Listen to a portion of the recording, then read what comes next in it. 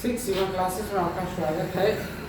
आइए देखते हैं एक और क्वेश्चन जो आरआरबी एनटीपीसी 2016 में पूछा गया है। तो इसमें दो अलग अलग सामान है, उसका मूल्य दिया हुआ है, तो उसी से संबंधित प्रश्न है और उसको देखते हैं हम लोग।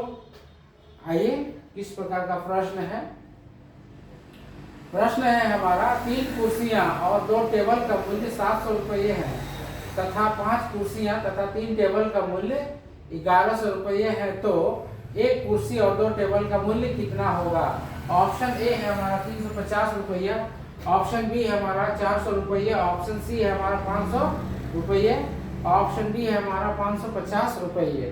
तो इस प्रकार के सवाल, जब इस प्रकार के सवाल को बनाने के लिए हमको क्या दिया हुआ रहता है, दो अलग अलग सामान दिया रहेगा और उसी से संबंधित प्रश्न रहते हैं। उसी को कैसे हम लोग सॉल्व करते हैं आइए देखते हैं। जब भी दो अलग अलग सामान रहे तो उस प्रकार के प्रश्नों में हम लोग क्या करेंगे कि एक को x मानेंगे, दूसरे को y मानेंगे उसका मूल्य। तो देखते हैं एक कुर्सी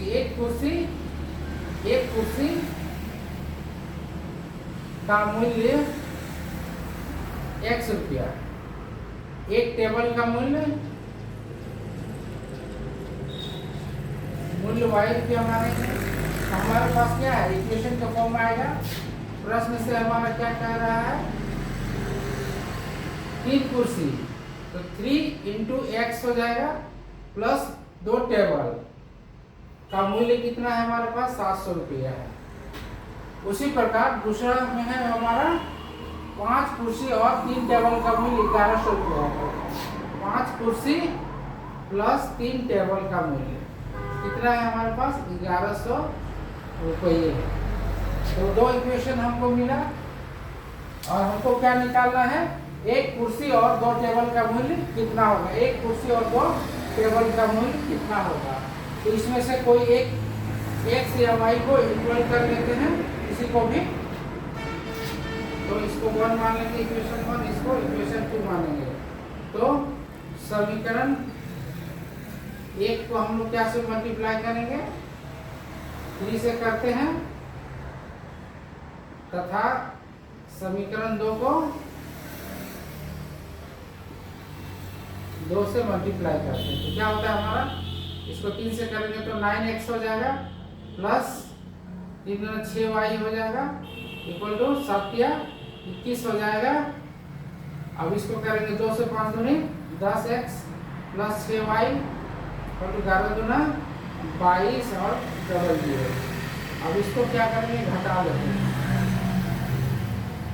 घटाते हैं तो ये 6y और 6y कैंसिल हो जाएगा, ये माइनस x हो जाएगा, इज इक्वल टू क्या हो जाएगा, यहाँ 2200 में 2100 घटेगा तो कितना हो जाएगा, माइनस 100 बचेगा, माइनस 100 बचेगा। ये माइनस और ये माइनस भी कैंसिल हो जाएगा। x इक्वल टू हमारा क्या आ गया, x इक्वल टू हमारा आ गया 100 और x जो है क्या है हमारा, एक कुर्सी का मूल्य। तो एक कुर्सी का मूल्य हमको 100 रुपये मिल गया है। अब हमको क्या निकालना है, टेबल का मूल्य निकालना है, 2 टेबल का, है ना। तो यहाँ से किसी में भी x का मान रखेंगे। समीकरण 1 में x का मान रखने पर क्या आएगा हमारा, 3 into 100 हो जाएगा प्लस 2y हो जाएगा इक्वल टू 700 हो जाएगा।